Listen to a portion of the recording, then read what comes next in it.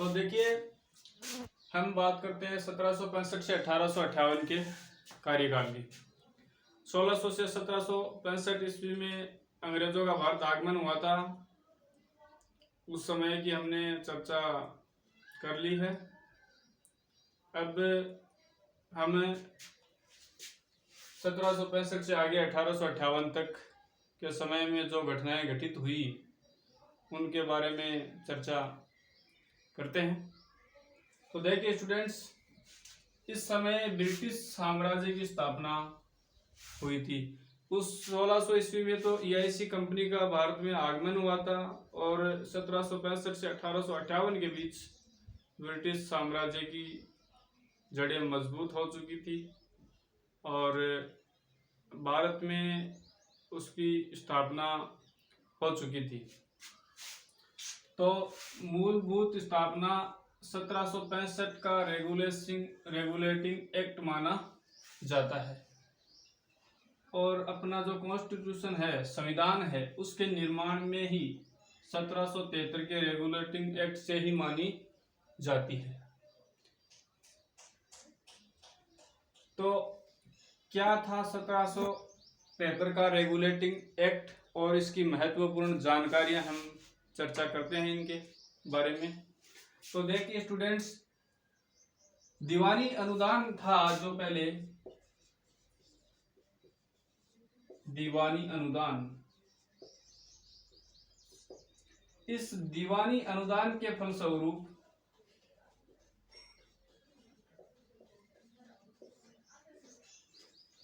फलस्वरूप बंगाल, बिहार, उड़ीसा प्रांतों की वास्तविक शासक कौन बन गई थी? EIC बन गई थी, ईस्ट इंडिया कंपनी। यानी वहां के जो शासक थे, महारानी एलिजाबेथ के जो मंत्रिमंडल था वो तो इंग्लैंड में था। इंडिया में अपने यहाँ कंपनी के जो कर्मचारी लोग थे वही शासन प्रशासन संभालते थे। अब उनका एक ही मकसद था कि यहाँ से धन लूटो और इंग्लैंड ले जाओ। तो उन कर्मचारियों को वेतन बहुत कम मिलता था।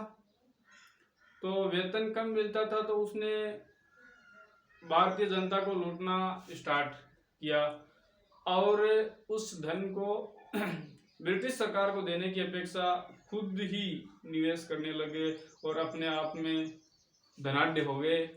तो कंपनी के जो रिटायर्ड कर्मचारी थे वो वहां इंग्लैंड में जाकर, भाई पास में धन था तो वो उसको कहीं लगाना भी पड़ेगा, तो वो छुपा नहीं रहे उसका वहां के जो शासक वर्ग से।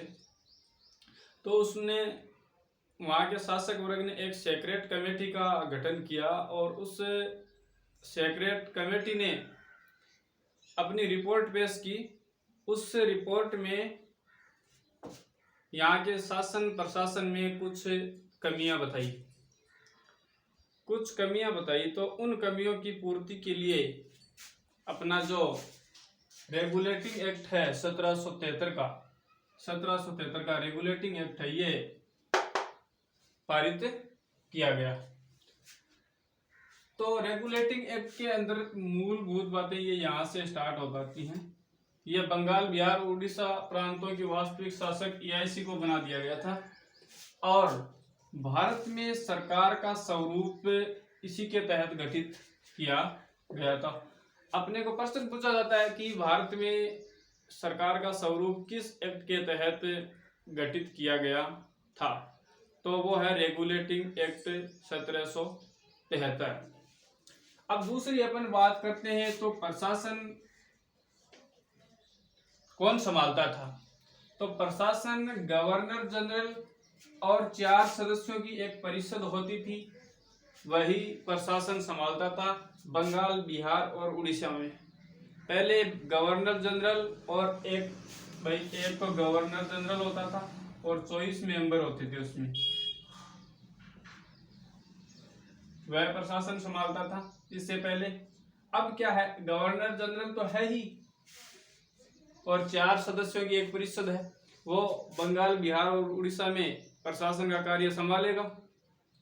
और साथ ही साथ में कलकत्ता जो था प्रेसिडेंसी नगर, कलकत्ता में बंबई और मद्रास दोनों को शामिल करके कलकत्ता को एक प्रेसिडेंसी नगर बना दिया गया।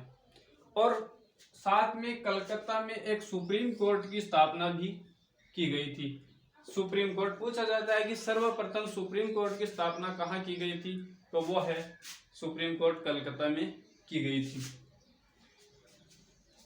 अब बात करते हैं, सुप्रीम कोर्ट था तो सुप्रीम कोर्ट में कौन कौन से मामलों की सुनवाई होती थी, कौन कौन से मामलों की हियरिंग होती थी, तो उसके बारे में बात करते तो सिविल मामले, आपराधिक मामले, नौसेना और धार्मिक मामलों में सुनवाई करने की अधिकारिता किससे थी, कलकत्ता में स्थित सुप्रीम कोर्ट में थी। और कलकत्ता का जो प्रशासन था उसको शांति एवं युद्ध संबंधी मामलों में आदेश देने का अधिकार भी था। तो पूछ लिया जाता है कि किस प्रेसिडेंसी नगर को शांति एवं युद्ध संबंधी मामलों में आदेश देने का अधिकार था, तो कलकत्ता में शांति एवं युद्ध संबंधी मामलों में आदेश देने का अधिकार दिया गया था। और सिविल, आपराधिक, नौसेना, धार्मिक मामलों में सुनवाई करने की अधिकारिता कलकत्ता में स्थित सुप्रीम कोर्ट में की जाती थी। और इसी सुप्रीम कोर्ट में क्या न्यायाधीश और मुख्य न्यायाधीश कितने होते थे, तो एक मुख्य न्यायाधीश होता था और 3 अपर न्यायाधीश होते थे। एक मुख्य न्यायाधीश होता था और 3 अपर न्यायाधीश होते थे। हाँ, और इन जो न्यायाधीशों की कोई डिग्री होती थी या नहीं होती थी, या ऐसे ही किसी को पकड़ के बैठा दिया जाता था। ब्रिटिश शासकों ने यह तय किया गया था कि सुप्रीम कोर्ट में वही व्यक्ति सुनवाई करेगा जो वकालत का 5 वर्ष का अनुभव रखता हो, यानी जिसने 5 वर्ष वकालत का कार्य किया है, वही व्यक्ति सुनवाई कर सकता था। और सुप्रीम कोर्ट के विरुद्ध अपील प्रिवी काउंसिल में की जाती थी, यानी सुप्रीम कोर्ट के जो डिसीजन होते थे उनके विरुद्ध अपील प्रिवी काउंसिल बोर्ड था इंग्लैंड में, ब्रिटेन में, वहां उनके विरुद्ध अपील की जा सकती थी। अंतिम निर्णय जो था वो प्रिवी काउंसिल का ही था। तो ये थी अपनी स्लाइड 1765 से 1858 के बीच से 1773 का रेगुलेटिंग एक्ट की। समझ में आया होगा उम्मीद करता हूं। देखते हैं दूसरी स्लाइड में हम क्या आता है। तो देखिए, ब्रिटिश साम्राज्य की स्थापना में एक्ट ऑफ सेटलमेंट 1781 भी पारित किया गया। ये जो एक्ट ऑफ सेटलमेंट था 1781 का, ये क्यों पारित किया गया था, तो स्टूडेंट्स इसको ध्यान से समझिए। इससे पहले जो एक्ट था आपका रेगुलेटिंग एक्ट 1773, उससे कंपनी पर प्रभावी नियंत्रण नहीं है उसका।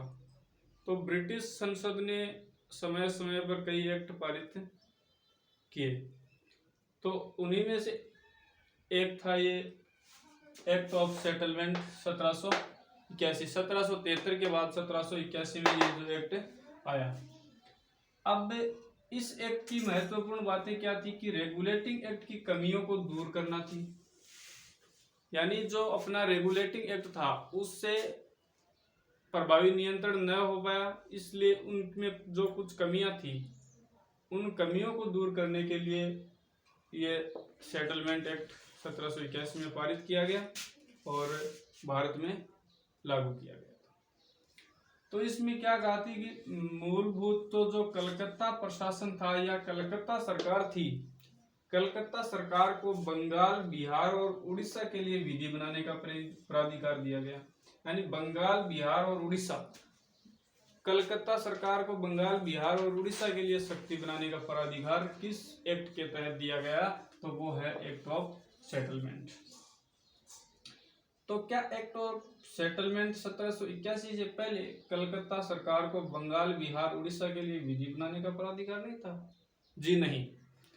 इससे पहले रेगुलेटिंग एक्ट में हमने ये पढ़ा था कि कलकत्ता के लिए कलकत्ता सरकार है वो युद्ध और शांति के मामलों में विधि बनाएगी, और बंगाल, बिहार, उड़ीसा के लिए है सिविल मामलों और उनके लिए जो अलग दीवानी मामले थे उनके अंतर्गत वो खुद विधि बनाएगी। तो दो क्षेत्रों को अलग अलग विधि बनाने का प्राधिकार दिया गया था।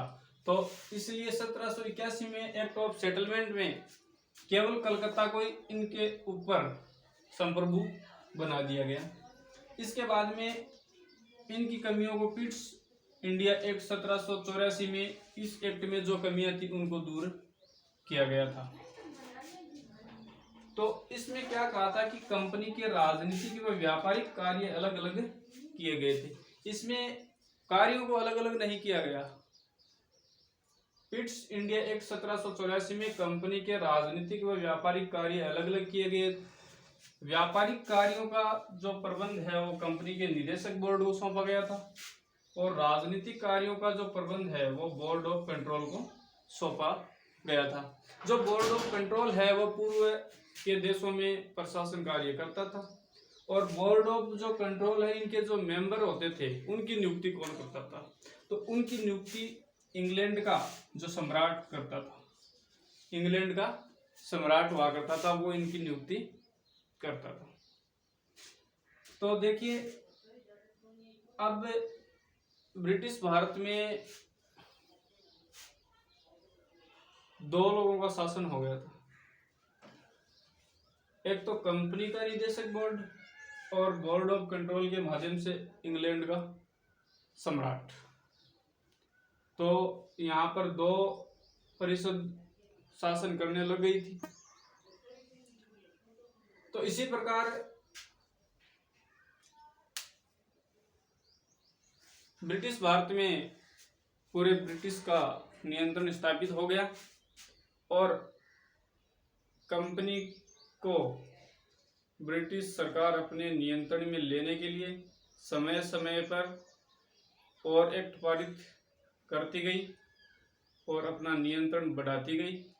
उसके बाद में 1793 में एक चार्टर अधिनियम आया था।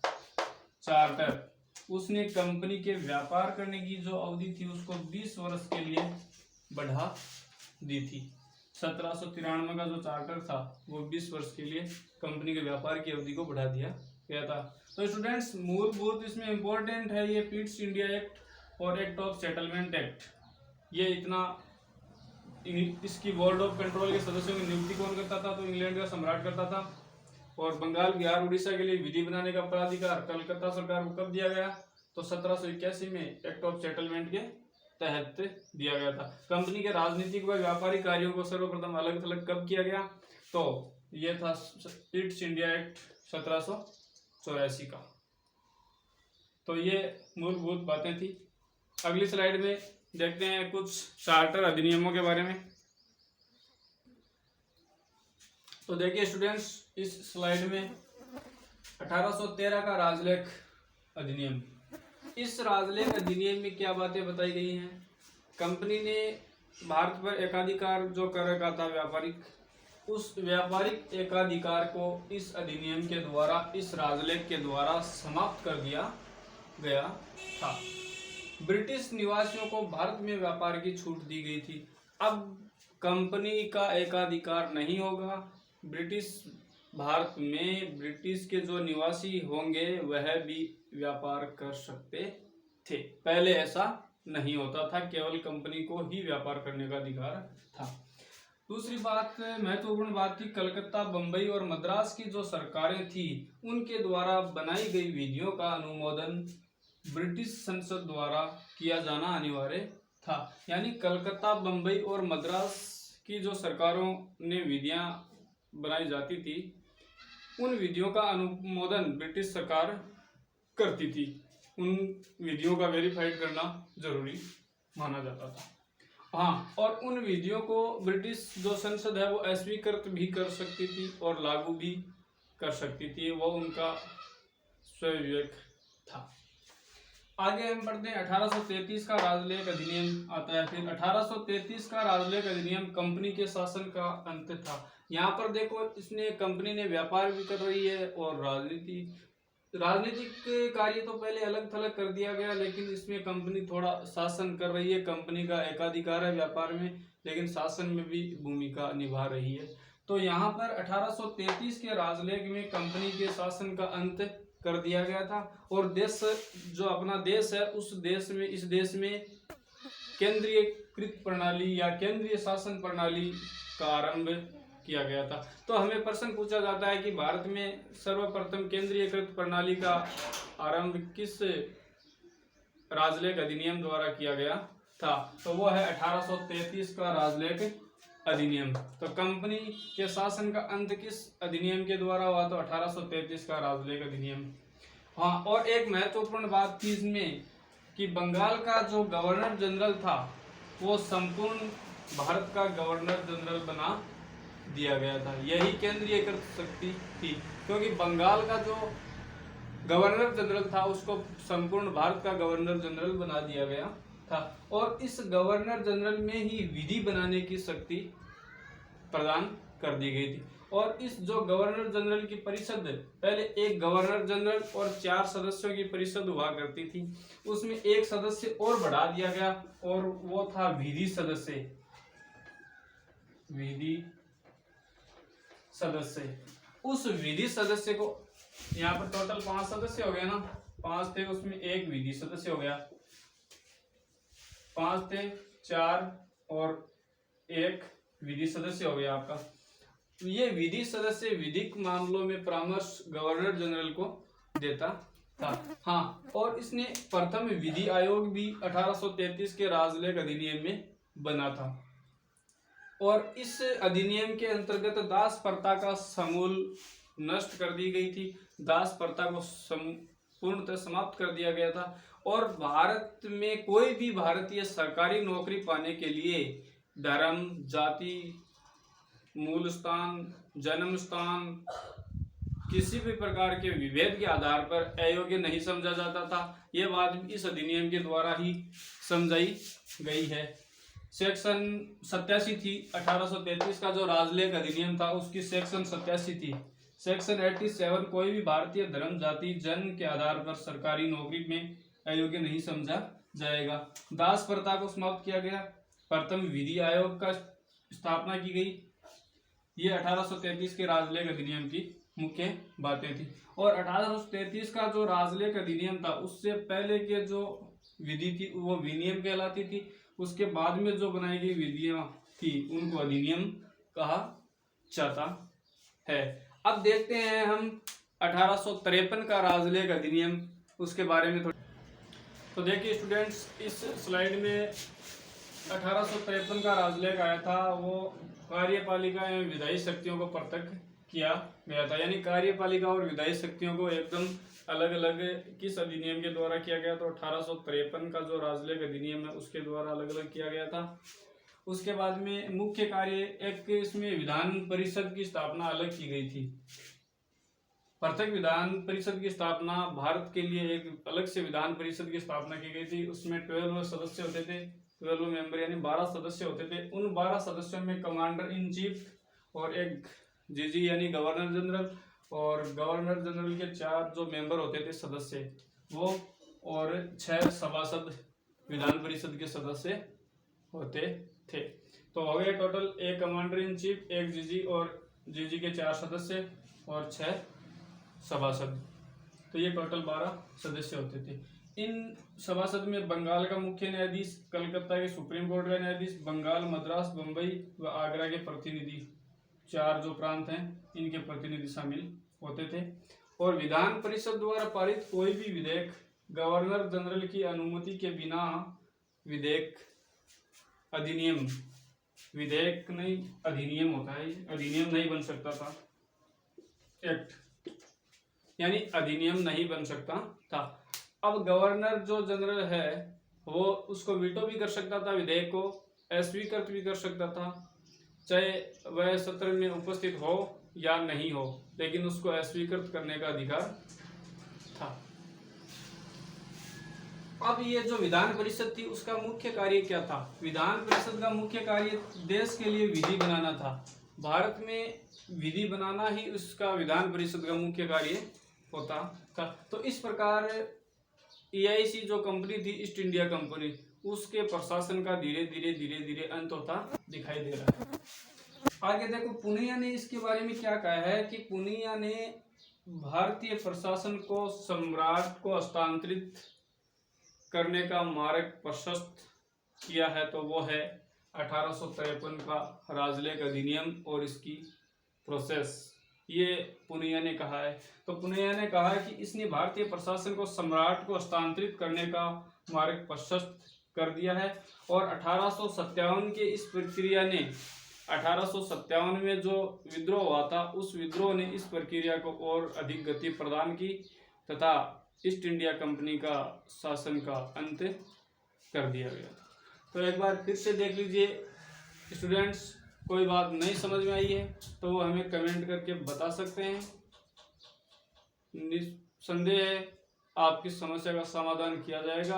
आज इतना काफ़ी है, आगे भी हम नए वीडियो लेकर आएंगे 1858 से 1919 और 1919 से 1947 तक की सारी घटनाओं का जिक्र हम आगे के वीडियो में करेंगे। उसके बाद में संविधान के जो आर्टिकल हैं मूलभूत, उनके बारे में भी हम चर्चा करेंगे। धन्यवाद। और चैनल पर पहली बार हैं तो सब्सक्राइब कीजिए, लाइक कीजिए और शेयर कीजिए। धन्यवाद स्टूडेंट्स।